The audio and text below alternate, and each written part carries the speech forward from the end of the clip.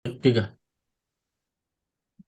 Assalamualaikum warahmatullahi wabarakatuh. Perkenalkan kami dari kelompok 3 ingin membahas tentang artificial intelligence generatif teknologi masa depan dalam sistem penunjang keputusan.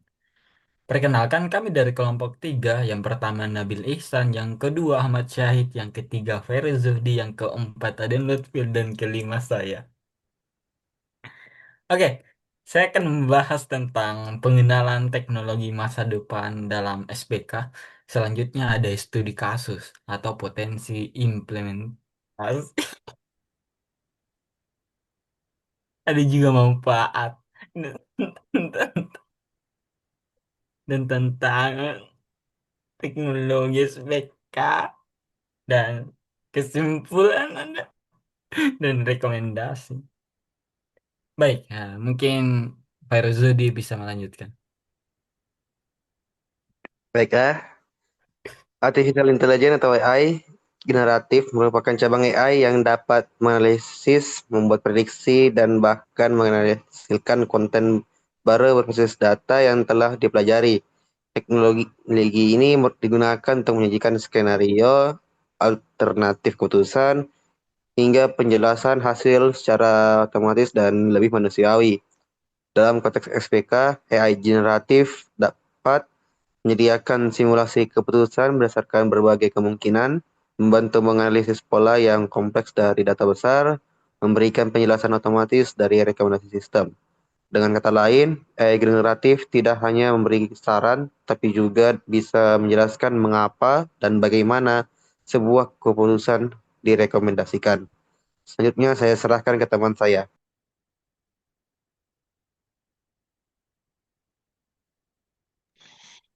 Baik, adapun studi kasus atau potensi implementasi yang kami ambil, yaitu potensi implementasi pada bidang kesehatan.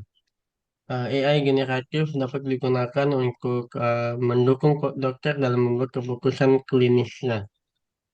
Contoh penerapannya yaitu analisis data rekam medis pasien, kemudian memprediksi pengobatan berdasarkan data serupa, kemudian memberikan saran terapi dan penjelasan alasan rekomendasi.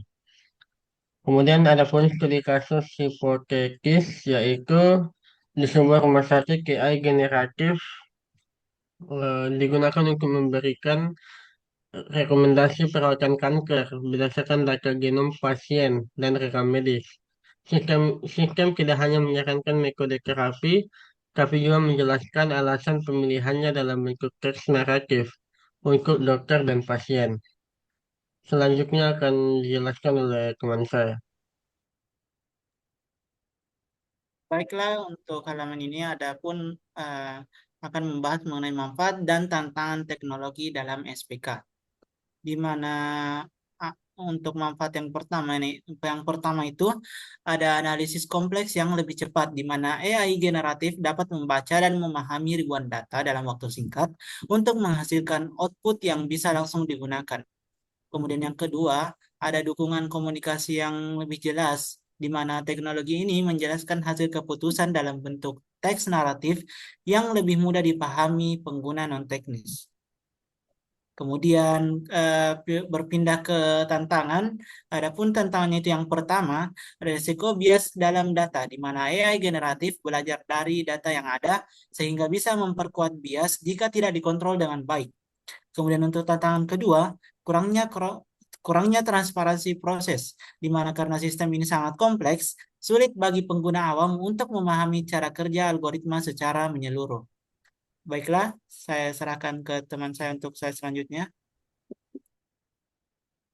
Dan adapun kesimpulan dan rekomendasi pada pertemuan kali ini ialah AI generatif berpotensi mengubah SPK dengan memberikan keputusan berbasis data dan narasi yang jelas.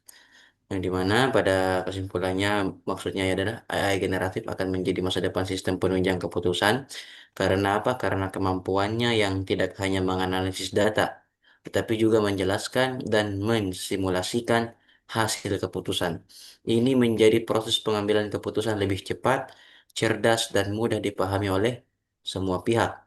Dan adapun rekomendasinya ialah penerapan AI generatif secara bertahap di sektor publik dan kesehatan. Dan rekomendasi kedua ialah lakukan audit etika dan pelatihan pengguna untuk pemanfaatan yang aman dan efektif. Jadi pemerintah dan organisasi perlu mengadopsi AI generatif secara internal dalam sistem internalnya, terutama di sektor kesehatan dan pelayanan publik.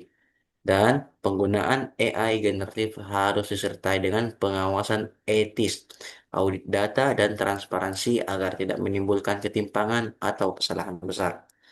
Dan sangat-sangat diperlukan perhatian bagi pengguna agar mereka bisa memahami cara membaca dan menggunakan hasil rekomendasi dari sistem ini dengan sangat-sangat bijak. Saya kembalikan ke moderator.